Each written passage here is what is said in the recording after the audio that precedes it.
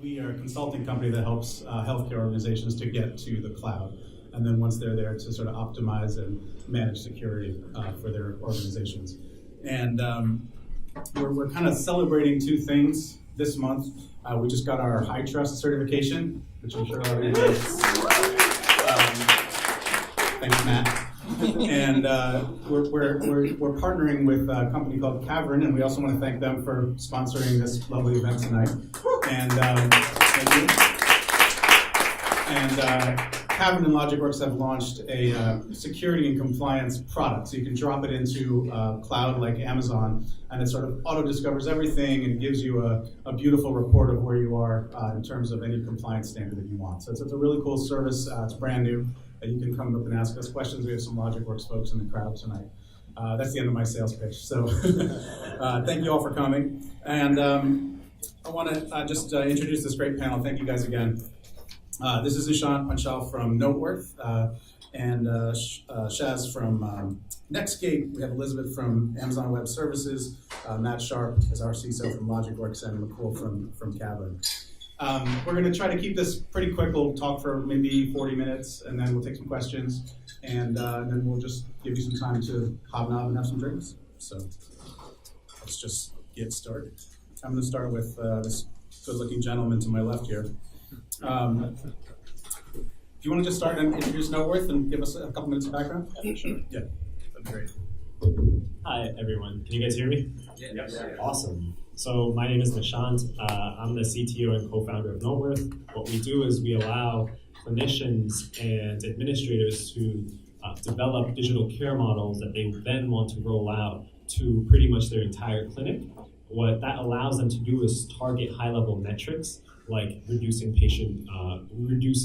readmission costs, right? Increasing patient engagement, increasing overall quality of care. And the way we think about technology really is how can we take pretty much everything that's available in the digital health space, from IoT devices, from video to chat, and put that in the arms of the clinicians and the administrators to roll out any initiatives and programs that they have.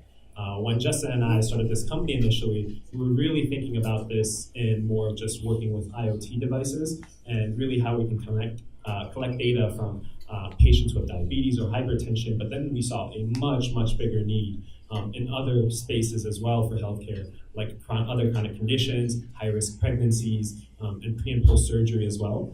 So far we've gone live with a couple of clinics, along with larger healthcare systems as well. And the thing that's resonated the most and has worked super well for us is this programs feature that we really push forward that allows these healthcare systems to push these initiatives that they have and really use tech in any way that they want so they can innovate much, much quicker than they were doing before.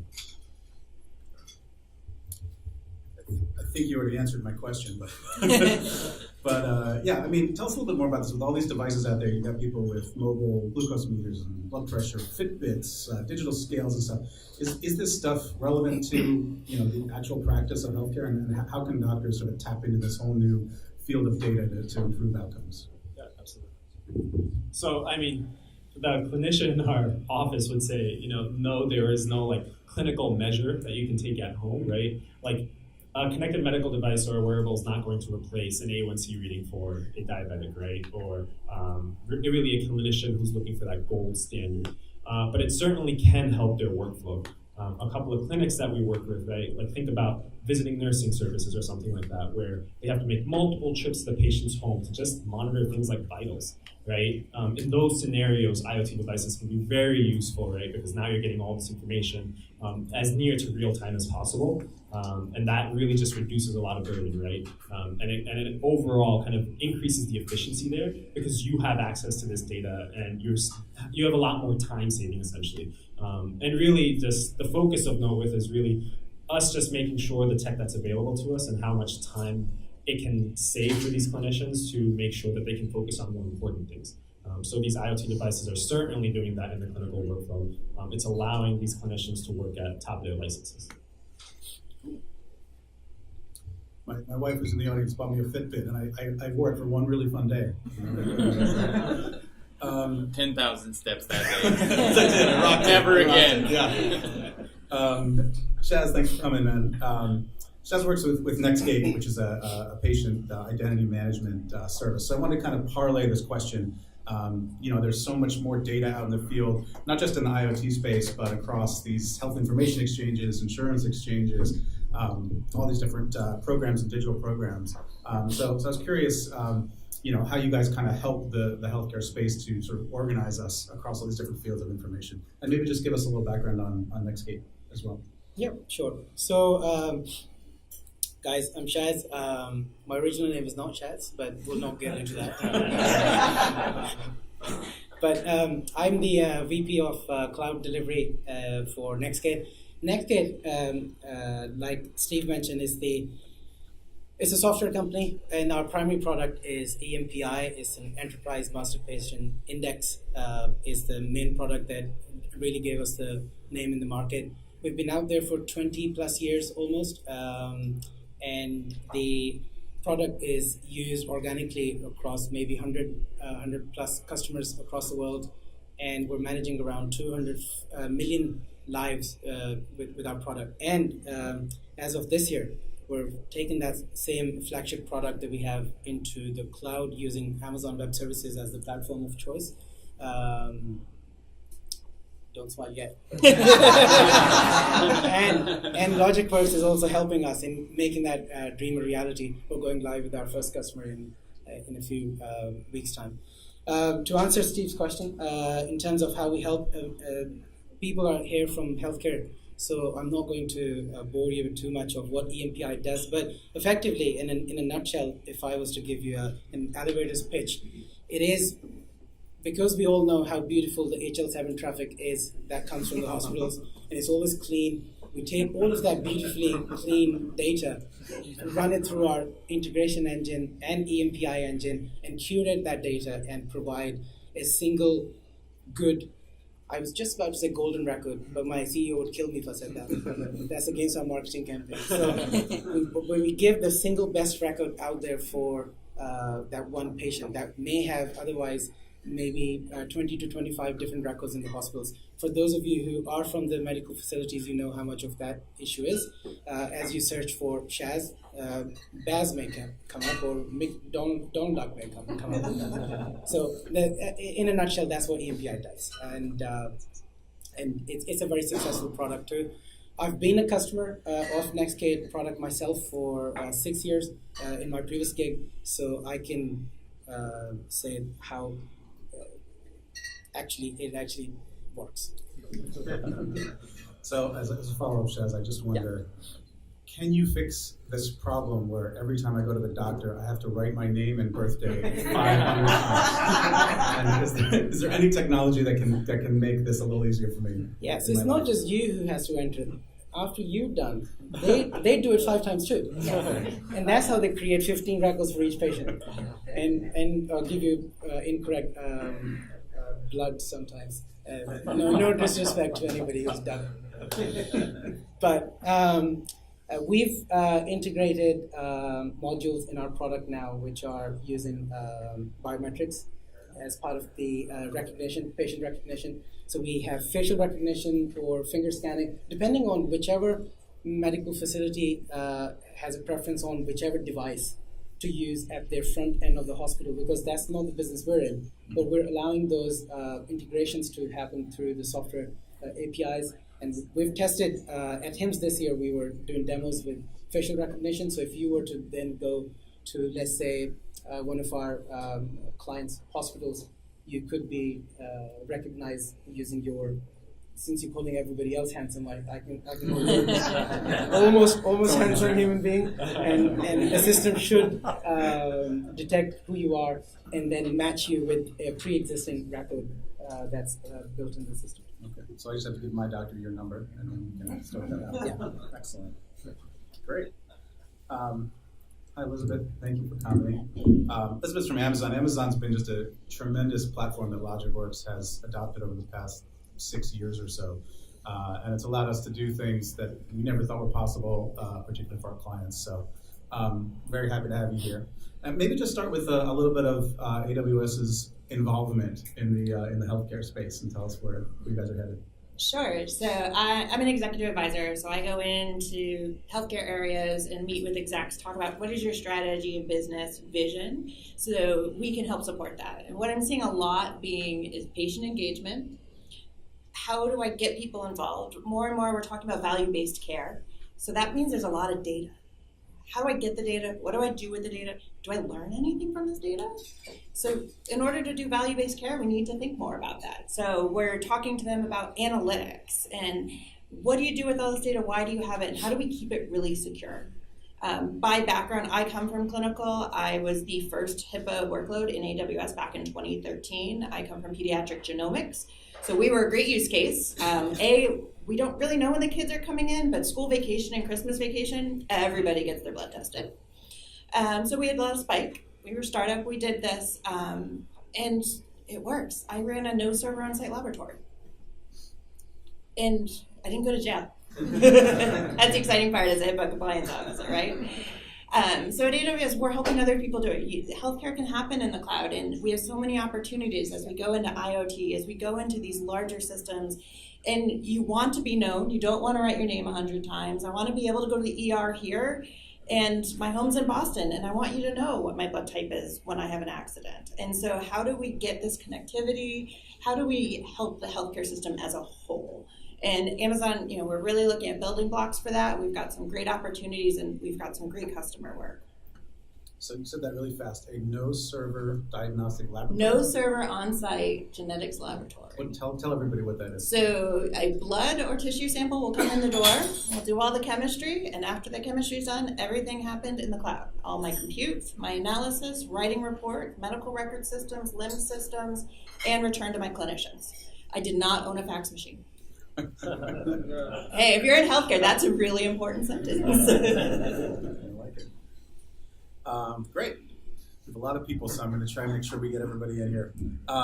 Matt is our CISO at LogicWorks, and so I just wanted to get into, we've talked about IoT, we talked about managing identities, Elizabeth talked a little bit about the underlying cloud platform. So these two guys at the end are our sort of security heavyweights. So I just wanted Matt, I want you to give a sense of kind of, why LogicWorks chose high trust, what that represents in the industry, and just a little bit about how people are approaching, protecting data in this new space with all these different spheres of data floating around everywhere. Yeah, well, I think folks that are reading the news certainly see a fair number of headlines reporting evolving privacy regulations. You see more and more stringent requirements being pushed out, and I think also we have this experience where we're getting notified by all of our all of the places that we shop and all of the places where we put our data that our information is being stolen or taken. That's expensive to the customers and also has a residual effect on all of our lives. Around 2015, some of the large payers and care providers banded together and said the regulatory environment that exists today, primarily HIPAA, was good, but hasn't led to substantial enough change for protecting our healthcare information. And they said, we're going to require all of our vendors, our third-party vendors, to use a more prescriptive standard than the regs that existed today. And that more prescriptive standard was high trust. And so they said in 2 years' time, in 2015, all of our value chain essentially has to comply with these more prescriptive standards, independent of whether that's being required by law or not. And so what we've seen really more recently, a lot of procrastinators in the market, is the increase in demand for people to really satisfy those increased requirements coming from high trust. But it's not just the more recent folks paying attention at the deadline. We've also seen an increase from folks who are really looking to make a security and privacy a point of differentiation in the way that they offer their products to B2B, and also the way that they manage their reputation with end consumers who are taking more active roles in where they shop and what they will and won't buy. So what is, just kind of break it down in layman's terms, what's the difference between HIPAA and high trust fundamentally? Well, HIPAA is a regulation that allows organizations to do risk analysis, and that means you have one reg that applies to the smallest and newest organizations all the way to the largest, most complex and well-funded organizations. So size and complexity gives a lot of gray area and room for interpretation. Also, you have enforcement agencies that come to audit, and there's only so many meaningful organizations that those auditors can really touch. And so there's a challenge in terms of how we enforce and how we interpret what's being said in HIPAA.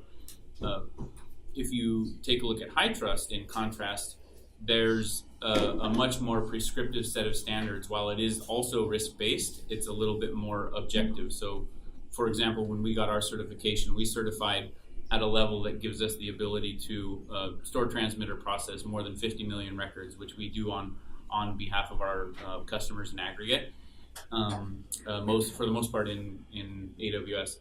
And so coming with that quantity of data and the specific sensitive information, the high trust gives us the ability to be more prescriptive and say, you're so big or so complex or handle so much data, and as a result, here are all the specific actions that you must take. You have to have people, you have to have the appropriate types of policies in place, and then you also have to implement technical controls so that you have systematic ways of enforcing security across different systems that are being deployed. I don't know if that got all the way there. There are a few other differences, but I think that's the banner. That's great. Hey, Nicole, how you doing? Very well, sir. Thank you for coming. Didn't forget about you. Tell us who you are and tell us a little bit about Cavern. Give us a little background. Yeah, Help them with the mic. Yeah, I think we are good. Hello everyone, my name is Mukul Kumar. I'm CISO at Cavern, and I lead the cyber practice at Cavern as well. So in one line, if I can explain what we do, consider as a FICO score for cyber posture. We create the cyber posture score combining three different things. The first thing that we take into consideration is the vulnerability and the configuration for the systems that are running all these kinds of workloads, what these gentlemen and she have been talking about. That's the first aspect that comes into the scoring system. The second aspect that comes into the scoring system is the NIST and the CIS guidelines, the best practices for security. We take that guidelines into consideration, translate that into technical points. That's the second input to our cyber posturing. The third input that comes to our system is the HIPAA guidelines, PCI guidelines. We combine all those things together and come up with a cyber posturing score. So that's what Cavern is doing. Myself, coming from a security background, have been in the industry for a while. Prior to joining Cavern was with semiconductor industry in the Bay Area that got acquired by Intel. So yeah, happy to be here. Great. So tell us a bit about some of the new types of threats that are out there. I don't think everyone's been, as Matt mentioned, seeing in the papers, digital security has kind of become a lot more public than it used to be. Moving into, 2019, 2020, are there new types of threats that people should be aware of? Are there new digital tactics for hackers and stuff out there that you guys are seeing? A lot, but before we jump onto the future, what might go wrong. Let's for this audience, I will just take 2 minutes to explain what happened in the past in 2017. The biggest thing that started with the NHS in UK, that was the WannaCry. After that happened Petya, not Petya. But interestingly, both these things combined together. Microsoft already released those patches way before these things were actually hit in the market. So we are not taking care of the basics. I would just tell this openly, and I would admit that a couple of my peers admits that as well, that we are not taking care of the basics. Few basics: patch the system, discontinue the system that are no longer in the service. The vendors have already decommissioned those systems. Get rid of those. The XP system that was still running in NHS was the reason for the WannaCry. So that's the past. According to Gartner, I was just reading Gartner and Forrester's study. The whole impact of 2017, Petya, not Petya, and other things that FedEx got hit by that as well, not Petya. It was $5 trillion that happened. And over a period of time, by 2021, this would go even further. The companies would start investing almost $1 trillion every year into this, the whole ecosystem of security itself. It's massive. It's growing. So now going back to your point, what drives me crazy, all these gentlemen and they're talking about IoT is incorporated into the ecosystem of healthcare. I don't want my eye contact glasses talking to something outside on the internet that somebody can block my eyesight. I don't want that to happen. That's what I'm scared about. The reconstructive surgery chip that the healthcare innovation that's happening, that's really good. We really like that. I like the innovation, the speed. But I'm more concerned about somebody hacking into that chip, modifying it, and not being able to do the job what it's supposed to do. There are hundreds of examples. We can just talk about so many things. And my team, one portion of that is to look for these things and come back with what are the possible options that we can get into this technical controls to validate this, not just for the compliance part, implementing the security guidelines into the service that we are providing to the customer. So that's what scares me in a nutshell. Other than everything else, yes. Yes, that's terrifying. Thank you. That's terrifying. I didn't want to use that word, but start thinking about when when really these things. I was talking to one of the guys who worked for Microsoft. They recently launched a artificial intelligence glasses that a blind person can wear those glasses, and he was just launching a few things. If you throw something in front of the glass, that will translate that and will tell that person, hey, there's a ball bouncing in front of you. I'm like, wow, if that starts happening in real life and people start getting into these systems, they start hacking into it, that would be an insane thing to happen to a normal life. It's a life-threatening part that can take over those scenarios. So that's what scares me. Not to say that it's not going to happen, but all right. Going from the doom and gloom aspect, I mean, I'll go back to you two guys. What excites you guys in terms of technology? Is there anything around the bend that you think is going to be a real game changer in the next 5, 10, 15 years for the healthcare market? One of you guys want to go first? I hate technology. I think if you look at the healthcare specifically, we haven't even scratched the surface yet. You guys have been in the tech business yourself for the healthcare. What other countries have achieved in terms of data integration and the sharing of the data across the country, what MasterCard and Visa has done to our financial information, I think we're way behind in that sphere where our patient data cannot travel with us. Forget the world; it can't even travel in the same country, let alone it probably not even in the state side. So if you think of the opportunity, the lost opportunity, or what we could do, to me that's the fundamental thing, is to have the integration of data where it could be shared across multiple platforms, whether it be by APIs or through sharing agreements or Internet of Things, etc. But then only once you have that much data is when you can start to look at other initiatives using the analytics tools of the world to see what else could be done. At the minute, there are many initiatives in the healthcare and consuming a lot of billions as well, but in fragmented silos. So unless that highway actually joins up, there is, let's call it, that's the biggest thing. Yeah, I mean, to add on to that, what I would say is, in our company, we always talk about this top of license concept. Pretty much anything in tech that you can make sure where a clinician, a nurse, a physician really is not wasting their time filling out countless forms. A patient's not spending all that time filling out countless forms. Like, we have IoT devices and everything, right? But that's still a thing. Like, my girlfriend's a nurse, and she spends like 3 to 4 hours just charting things in the EMR when she could actually be talking to her patients and how to live their lives better, how to not end up in the hospital for a longer time. There was a really interesting Stanford study that's currently taking place, where in a home health situation, where they had a video camera in a patient's home. Yeah, that's kind of scary, but from a tech perspective, what they were doing was they were using image recognition to look at pretty much everything a patient was doing, from everything from when they were eating, whether they were sedentary, and that's just really just automating a lot of manual work that happens right now, where somebody has to physically sit there, right, and just make sure all that stuff is actually being recorded. So really, just things that can kind of take these mundane tasks away from both our patients and clinicians. And any technology that helps us get there is kind of the future. And I just want to add one more thing, because I like the sound of my own voice as well. but in terms of that data capturing, there's another issue. If you look at all of what happened to HIEs in the past, let's say 5 or 6 years, when money was in abundance and everybody was getting onto the HIE, and now all of a sudden that initiative is dying because the money's gone, and that's because adoption has not gone up.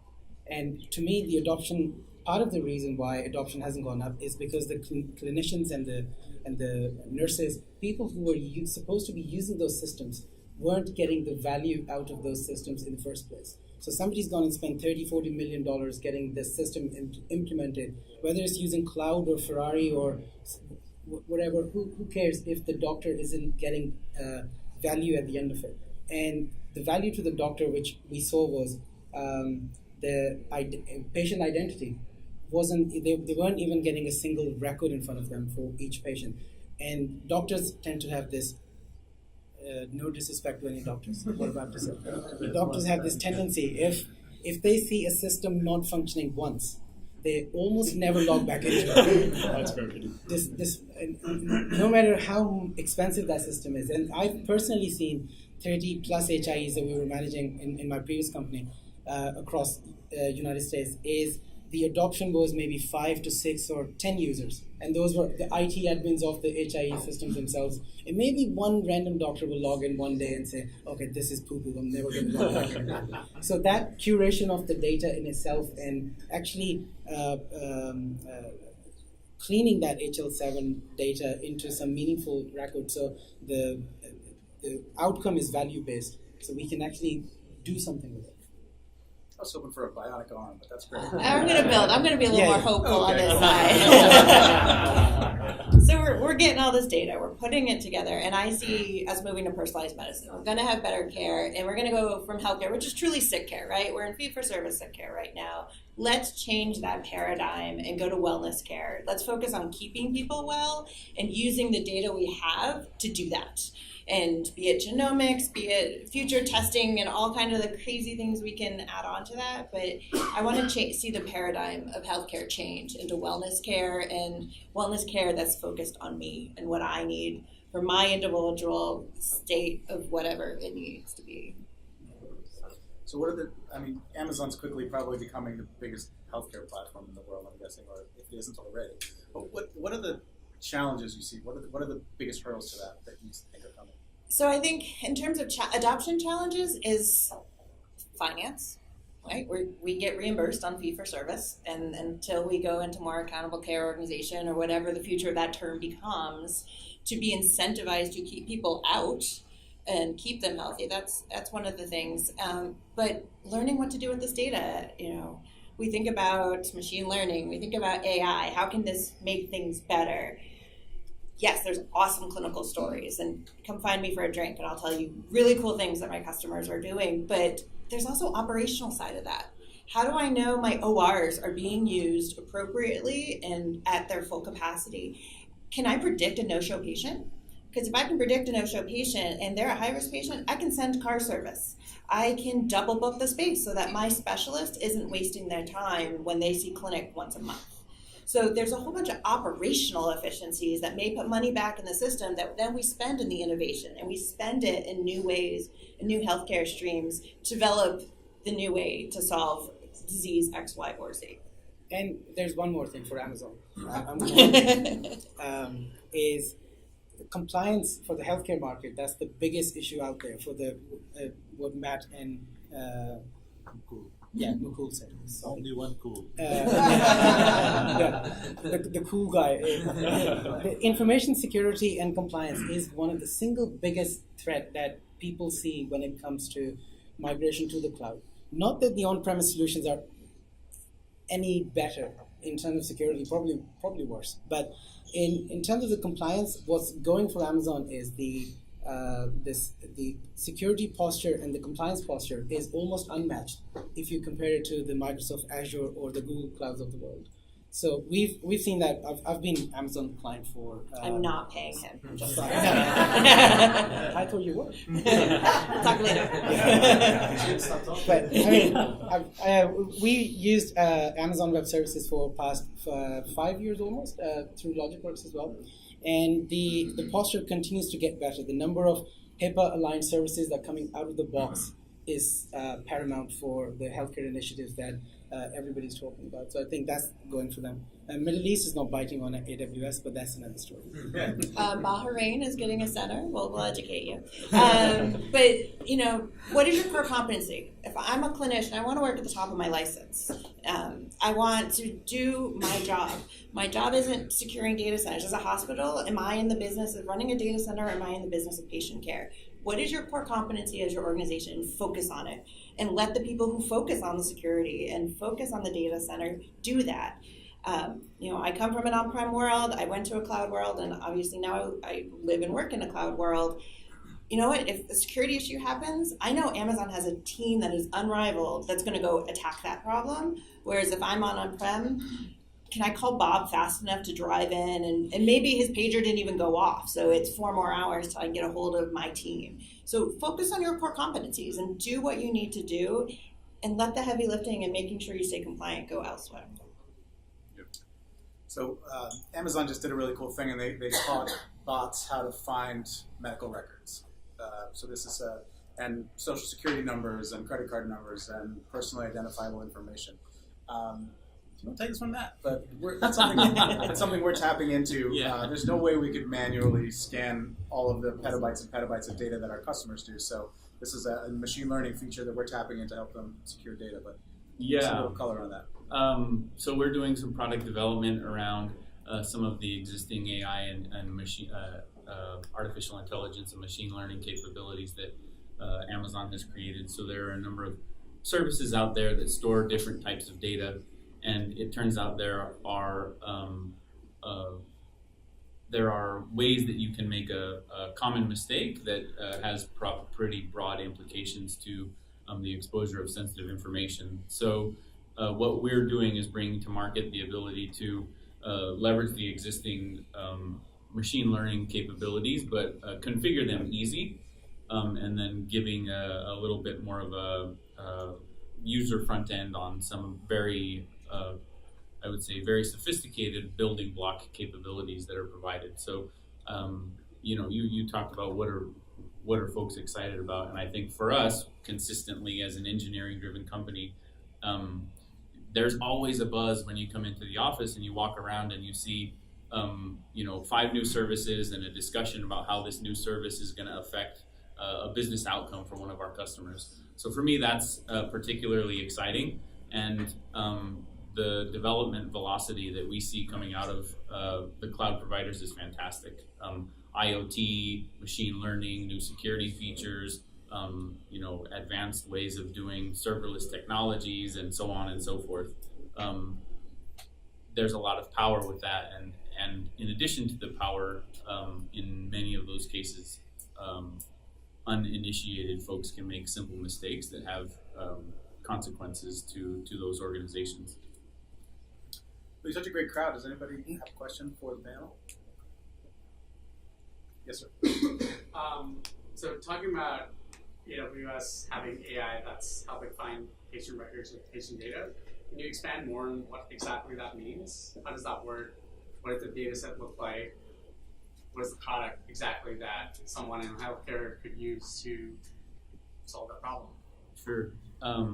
So the existing platform and the capabilities, sort of, I'll say, out of the box that AWS provides is a product called Macy. And Macy has a number of different unique ways that you can configure what exactly is the type of data that you're looking for. So we're building modules, and we have common customer profiles. So we have customers that focus in the financial services space, and we have customers that focus in the healthcare space. And the data that they process is different. So you can look for unique identifiers in each of those different types of data. For example, credit cards. they all have a unique value, and you can run them through what's called a LUN calculation. So even though it looks like 16 digits, 12 to 16 digits, you can always uniquely identify if it is in fact a valid credit card by running through this algorithm. Similarly, there's a common format, and usually characters or different words that come in bunches, right? So you can look for things like SSN colon, and then you can look for 9-digit characters with hyphens and things like that, right? So that's all been automated, and in the case that AWS provides, you go through all of the different data types that you want to flag, and then they give you the ability to give confidence interval on how sure or not you are that some kind of data is a particular type. So where there's ambiguity, we can get into, are we 80% confident or 60% confident? And if this information, if we're 80% confident and the information is publicly accessible to the internet, then we want to take a block action automatically. But if we're 60% confident, then we're just going to notify, because that could cause downtime for the business or something like that, right? And we're creating the ability to have those higher level customizations without having to be an in-depth developer, so that somebody who understands the basic concepts around I want to block in these with an 80%, but detect with a 60% can do that, and they don't necessarily have to be able to know the details about how this different regex triggers are going to be reported, and how they're going to create automated development API calls in order to do back-end references to shut down services, right? So it gets from something very consumable by somebody with a moderate level of technical capability versus somebody who really needs to build a complex and sophisticated system. So we're, putting some middleware or bringing it up a little, abstracting some. Did you get that right? Full marks. There was another one, yes. And I just want to ask a question. What's the timeline to get a high trust certification? Does it vary based off of the company size? Yeah. So there's a number of different things that go into getting certified. For us, it took us about 9 months from kickoff for our initial gap analysis through issued certification letter. That's a pretty aggressive timeline. We already had PCI. We were already being validated from the same auditor on HIPAA. We were also achieving SOC 2 compliance. So we started from a pretty aggressive, secure standpoint, and we were looking for really the marketing value out of the high trust certification. It turned into an opportunity for us to enhance some of our governance processes, but really technically we looked pretty good when we started. We've got other customers who we've helped through this process, and it's taken them about 1.25 years, so 15 months or so, and I think that's realistic. And we can certainly chat about kind of what are the steps and what are the gotchas, and what are some of the shortcuts. So absolutely come and find me. Yes, sir. I'm involved with a major healthcare system that's just implemented Epic. And many things, and during the discussion and implementation, everything will be solved through Epic. Whether it's population health data, quality data, severity index, anything. What's your view in terms of a majority, I wouldn't say majority, but many very large healthcare institutions are using this as their foundation, right, in terms of their operating system. What's your view of Epic versus all the future technologies that we're going to be looking at? Yeah, so. I can attempt. And apologies to all Epic folks. The analogy I would use is if you're building a house and you hire one guy who's a generically expert at everything, or thinks that he's an expert in everything, but you actually need a carpenter, you need a floor person, you need XYZ. Specifically in the healthcare industry, Epic is that one solution that solves maybe one or two items like the EMR system or the integration piece, because that's what they were good at and subject matter experts in that area. But when it comes to, let's say, take it as a biased view, but from identity management system alone, we have hundreds of customers across the world who have used Epic, and they were sold $100 million software to say, this is going to resolve everything. This is one pill that you take and life will be good.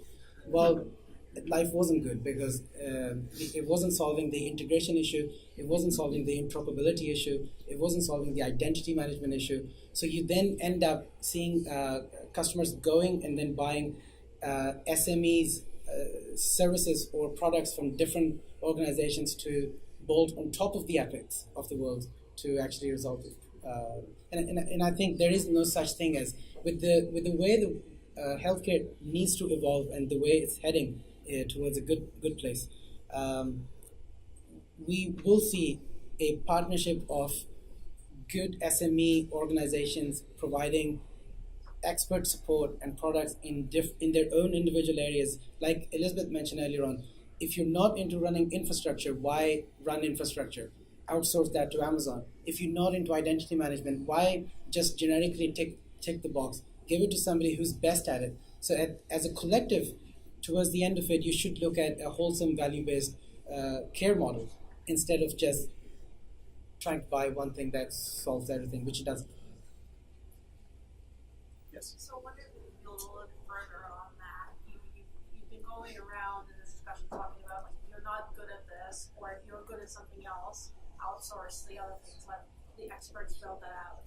I find myself, as somebody who works within sort of HealthTech, really having trouble navigating all the different solutions that everybody else is offering, and I'm wondering kind of what your experience has been. Like, how do you evaluate who is good at compliance, who is good at the metrics, who is good at everything else? Because you go to a place like HIMSS or anywhere else, and you find a million solutions out there that are either very specific or very generic, and it's to evaluate all of them will take you years.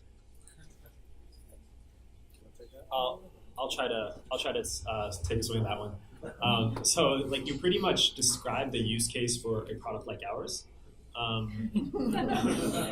which is, again, like, a lot of times when we go into talking to healthcare systems and clinics, what we find is the clinician or really anybody on the team might say oh, we want to connect a thermometer, and then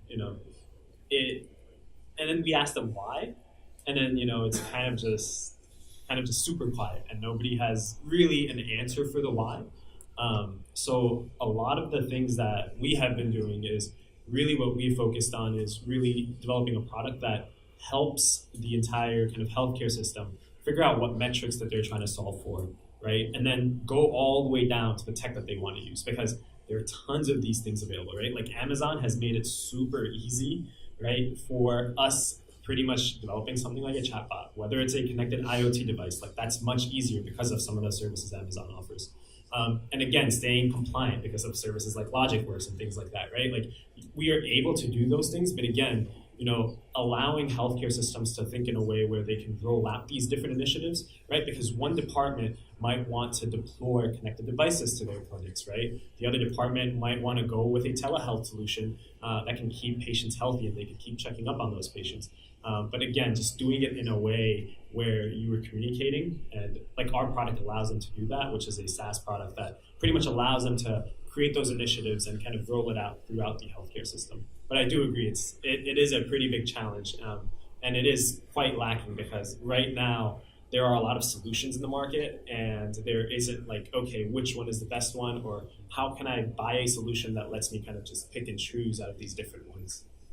Just to add on to that topic, it's not just the healthcare specifically. If you look at any other technology space itself, security, let's call it security itself, there are at least 100 plus security vendors to do few things altogether. So if you take it high level up, I would say connect to your business value. What exactly you want to get out of it? I think if you start there, all things starts falling into place automatically. It's a very generic statement and such, but it is a very powerful statement if you start thinking about what's the business outcome of whatever you're doing, either it's a healthcare, security, or manufacturing, or whatever. If you focus on the business outcome, all things would start lying in place itself. You will compartmentalize the requirements and you will find the product. There could be one product, two product, doesn't matter. But focus on the business, that's what I would suggest at a high level. I'll just add a little bit. As a guy with a past in cybersecurity consulting, but also selling these solutions, there are a ton. And in security, as with in healthcare and in enterprise resource management and any other vertical stack, there are ecosystems that exist for all of these different key providers. So on the backs of these major providers, we'll call them the 800-pound gorillas in the room, there's always an ecosystem, and some of them do a really great job building ecosystems that support the value chain that you're talking about, and some of them don't. So when I made the transition from the traditional data center to the cloud world, if you will, one of the first things that I wanted to do was figure out who can I talk to that has information about all of these cloud things, and I'm going to have to advise customers on, how are they going to secure their cloud stuff. And I went to all of my original sources, and it turned out that entire ecosystem was no longer really applicable in the cloud world.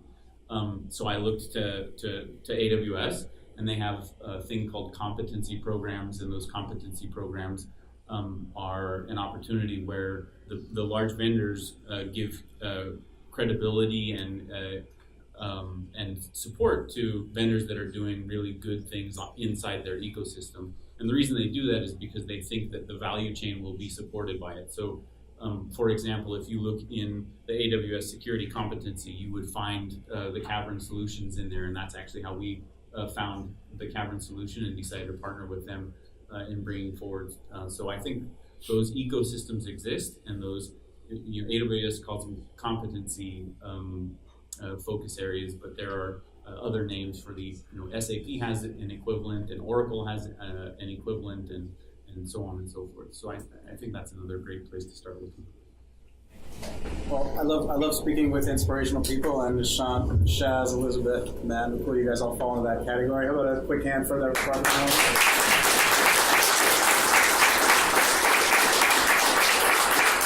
And thank you all for coming. Let's have a drink.